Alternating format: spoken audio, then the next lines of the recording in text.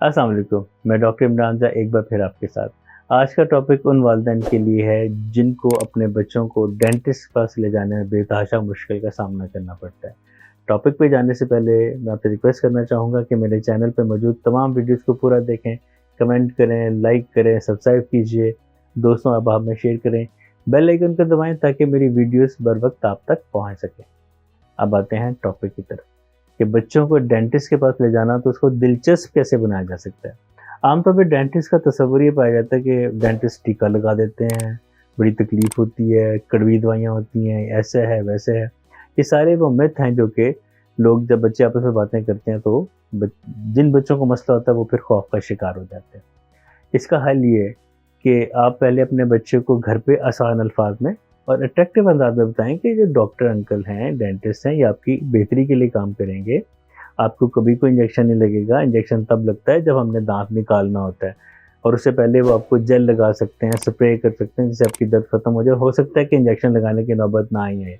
उनको इंतहाई अच्छे अल्फाज में उनको अट्रैक्शन दें कि डेंटिस्ट के पास जाने से आपके दांतों में जो दर्द आपको रात को सोते वक्त होती है या कुछ भी दूध पीते वक्त या खाना खाते वक्त दर्द होती है, डेंटिस्ट उसको दूर करेंगे, आपकी तकलीफ को बढ़ाएंगे नहीं।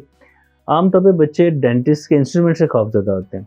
उनको बताएं कि वो इसलिए लंबे होते हैं कि डॉक्टर अंकल दूर से ही आपके मुंह में ट्रीटमेंट कर सकें, उनको अपने हाथ आपके मुंह में ना डालने पड़े ताकि आपको उबकाई ना आए या आपको दर्द ना हो।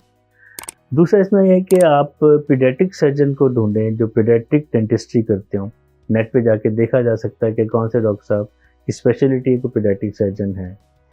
अगर आप ये भी नहीं कर सकते तो आप अपने ज़ाती एक्सपीरियंस अपने दोस्तों और आप से पूछें कि कौन से ऐसे डेंटिस्ट हैं जो कि बच्चों को बेहतर तरीके से डील कर सकते हैं। इनके किड फ्रेंडली डेंटिस्ट को तलाश कीजिए।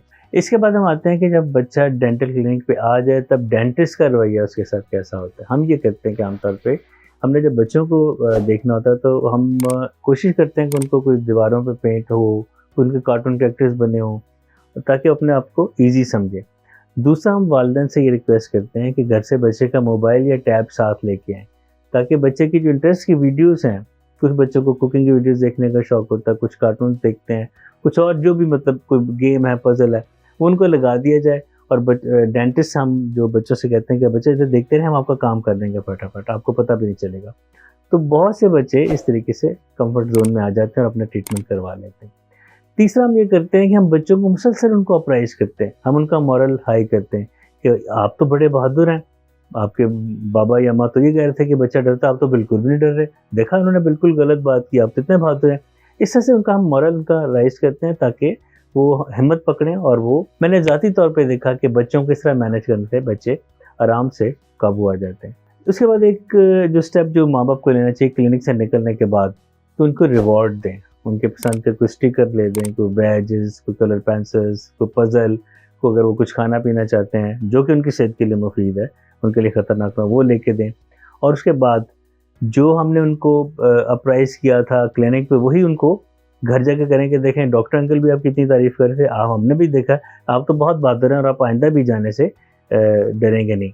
इसके साथ ये कि उनको उनके को जल्दी विज़िट करवा दिया करें, बजाय साल में 2 दफ़ा के साल में 4 दफ़ा लेके जाए डेंटिस्ट के पास। रिपीटेड आने जाने से बच्चे का खौफ खत्म होता है, उसके अंदर खुद एतमादी पैदा होती है और वो डेंटिस्ट को अपना चेकअप कराने में डर और खौफ महसूस नहीं करता। मुझे उम्मीद है कि मेरी वीडियो से आपको फ़ायदा होता होगा। मेरे चैनल पे जाइए, वीडियोज़ को देखिए, सब्सक्राइब कीजिए, लाइक कीजिए, कमेंट कीजिए, मुझसे सवालात पूछें जिनके मैं जवाब देने की पूरी कोशिश करता हूँ, वक्त हो या ना हो। और बेल आइकन को ज़रूर टच कीजिए ताकि मेरी आने वाली वीडियोस बर वक्त आपके कहे बगैर आप तक पहुँच सकें। आज के लिए इतना ही काफ़ी है। अपना बहुत ख्याल रखिएगा। बहुत शुक्रिया।